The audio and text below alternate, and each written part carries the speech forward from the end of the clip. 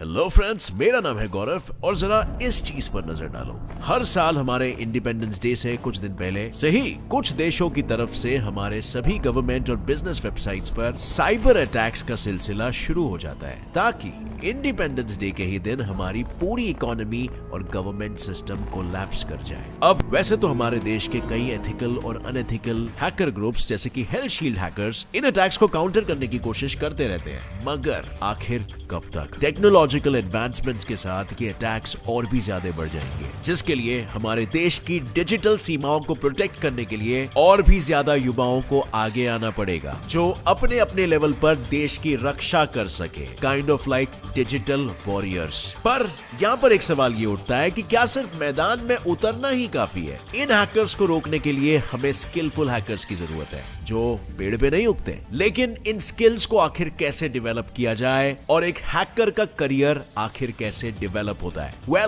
उसके तरक्की के क्या प्रोस्पेक्ट्स हैं?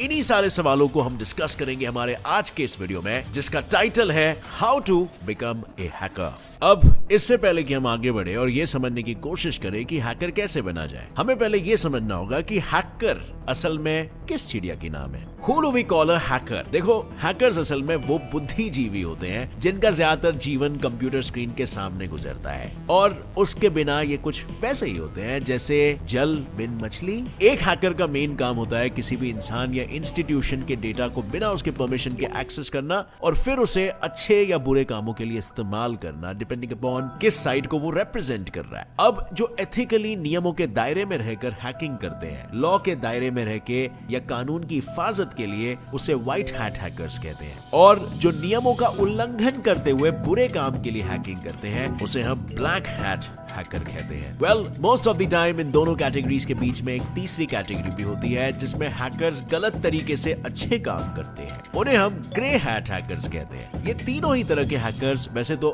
इतने शाणे होते हैं कि बस थोड़ी सी ट्रिक से भी किसी भी सिस्टम में पेनिट्रेट कर सकते हैं और उसे एक्सेस कर सकते हैं। हैकर बनते कैसे हैं? सो भाई लोग, एक फुल फ्लेज्ड हैकर होता है ना, उसके जैसा बनने के लिए वैसे तो आप ट्रेडिशनल वे से भी जा सकते हो, जिसमें आपके पास 3 रास्ते होते हैं। अगर 10th के बाद ही हैकिंग फील्ड में जाना है तो कई सारे अंडर ग्रेजुएट डिप्लोमा कोर्सेज मौजूद है। 12th के बाद जाना है तो रेगुलर बैचलर्स और मास्टर्स डिग्री ऑप्ट कर सकते हो, और अगर कम पैसों में हैकिंग सीखना है तो ऑनलाइन ऑफलाइन सर्टिफिकेट्स प्रोवाइड करने वाले कोर्सेज में एनरोल कर सकते हो। बस इन्हीं रास्तों पर निकल पड़ना ही काफी नहीं होता। इन सर्टिफिकेट्स के अलावा आपको और कुछ भी करने की जरूरत पड़ती है, जैसे कि नंबर 1, काली लिनक्स की कलाकारी। जो बचपन से ही विंडोज ओएस पर हाथ साफ करते आ रहे हैं, उनके लिए एक बुरी खबर है। विंडोज पहली बात तो एक पेड सॉफ्टवेयर है और बहुत सारे रेस्ट्रिक्शंस होते हैं इसमें, जो कि हैकिंग की दुनिया में एक बहुत ही बड़ा नो है। इसीलिए हैकिंग सीखने वालों को सबसे पहले तो विंडोज को त्याग कर काली लिनक्स पर स्विच करना पड़ता है। अब हो सकता है कि बहुत से लोग यहीं पर हार मान जाएंगे क्योंकि उन्हें चेंज पसंद नहीं है, लेट्स बी ऑनेस्ट। लेकिन काली लिनक्स लिनक्स ओएस के परिवार का वो सदस्य है जिसे बहुत लोग हैकर्स पैराडाइज भी कहते हैं, क्योंकि ये एक तो पूरी तरह से फ्री है और दूसरा इसे अपनी जरूरत के हिसाब से कस्टमाइज भी किया जा सकता है, right to the very core of the OS. यानी आप ऑलमोस्ट पूरे ओएस को ही बदल सकते हो, क्योंकि विंडोज में घंटा भी नहीं मिलेगा करने। ऊपर से इसमें 600 से भी ज्यादा ऐसे टूल्स बिल्कुल मुफ्त मिलते हैं जो किसी भी कंप्यूटर सिस्टम में घुसने के लिए जरूरी होते हैं। हाँ, वो अलग बात है कि इन टूल्स को समझने और इस्तेमाल करने के लिए आपको एटलीस्ट बेसिक प्रोग्रामिंग लैंग्वेजेस आना जरूरी है, जो है हमारा दूसरा पॉइंट, कंप्यूटर की बोली या बंदूक की गोली। बड़े बुजुर्ग कह गए हैं, शब्दों में इतनी ताकत होती है कि किसी को भी घायल कर सकते हैं। अब ये असल जिंदगी में कितना सही है ये तो पता नहीं, मगर डिजिटल दुनिया में ये एकमात्र ऐसा सत्य है, जिसे कंप्यूटर्स के साथ बात करना आ गया ना भाई, वही उसका इस्तेमाल सबसे बेहतर तरीके से कर सकता है। नाउ आई नो कि एक बड़ी भाषा सीखना इतना आसान नहीं होता, लेकिन इस सफर की शुरुआत HTML, जावास्क्रिप्ट, CSS और पाइथन जैसी आसान लेकिन पावरफुल लैंग्वेजेस को सीख के की जाती है। इनमें पर्टिकुलरली पाइथन अकेला ही इतना पावरफुल है कि बड़ी बड़ी टेक कंपनीज इसका इस्तेमाल अपने एप्स, सॉफ्टवेयर्स, वायरसेस और ऑपरेटिंग सिस्टम्स को बनाने में करते हैं। यानी आप इसी से अंदाजा लगा सकते हो कि जब पाइथन जैसी एक पावरफुल लैंग्वेज और काली लिनक्स जैसा एक ओपन सोर्स कस्टमाइजेबल ओएस साथ में आ जाता है ना, तो कैसे ये एक ब्रह्मास्त्र की तरह काम करता है। लेकिन ऐसे अस्त्रों का क्या ही फायदा अगर आपको समझ ही नहीं आए कि निशाना किस पर साधना है, राइट? और इसी के चलते हम बढ़ते हैं अगले पॉइंट की ओर, जो है रिश्तों की जानकारी। आज हम ऐसी दुनिया में जी रहे हैं जहां ऑलमोस्ट हर डिजिटल डिवाइस किसी अन्य डिवाइस से जुड़ा हुआ है। हैकर्स को बस इसे ही समझना होता है।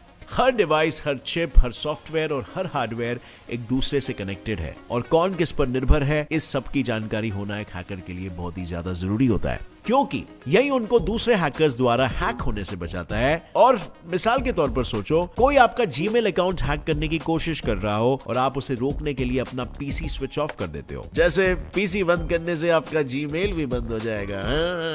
वेल, क्लियरली यहाँ उसको ये दिख जाएगा कि आपको ऑनलाइन और ऑफलाइन नेटवर्क्स के बारे में घंटा कुछ नहीं पता और वो आपके पीसी पर पूरी तरह से कब्जा कर लेगा। पर अगर किसी ने आपके पीसी को हैक भी कर लिया तो भी एक स्किल आपको हर मुसीबत से बाहर निकाल सकती है और वो स्किल है नंबर 4, जानकारी इकट्ठा करना।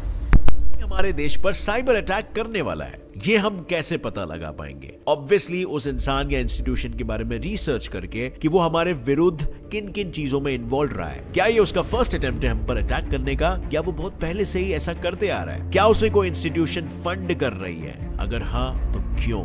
ऐसी सभी जानकारी एक हैकर को पता होनी चाहिए, जिससे उसके पास भी खेलने के लिए कुछ दाव मौजूद हो, जिसे वो सही समय आने पर हुकुम के इक्के की तरह सामने वाले के मुंह पर फेंकेगा कि ले, गेम ओवर। हाँ, अब यही सही समय कैसे डिसाइड करना है ये हम अगले पॉइंट में जानेंगे। नंबर 5, चोर की सोच और नए टूल्स की खोज। जैसे किसी भी मुजरिम को पकड़ने के लिए जरूरी होता है कि आप उसी के तरह सोचे, वैसे ही साइबर क्रिमिनल्स को रोकने के लिए भी ये जरूरी होता है कि एथिकल हैकर्स भी अनएथिकल हैकर्स जैसे ही सोचे और अंदाजा लगाए कि साइबर अटैक्स किन किन दिशाओं से हो सकता है और उनसे बचने के लिए क्या क्या किया जाए। ये शायद आपको काफी ज्यादा मुश्किल लग रहा होगा, मगर जैसे ही आप पहले 4 चीजों में माहिर हो जाते हो, ये 5th फैक्टर अपने आप ही आप में डेवलप होने लगता है। और इस टेढ़ी सोच को अगर सबसे अप टू डेट टेक्नोलॉजी का सहारा मिल जाए तो हमारे देश में कोई परिंदा भी पर नहीं मार पाएगा। इसी चीज को ध्यान में रखते हुए हमारे देश की बड़ी बड़ी कंपनीज एंड इवन भारत सरकार भी नए नए हैकिंग टैलेंट्स को हायर कर रही है, जिसमें उनकी स्टार्टिंग सैलरी ही लगभग 40,000 पर मंथ होती है, जो एक्सपीरियंस के साथ तकरीबन 5 लाख पर मंथ तक भी जा सकती है। इन जॉब्स के अंतर्गत हैकर्स को बेसिकली उस सरकारी या प्राइवेट इंस्टीट्यूशन के सिस्टम को हैक करके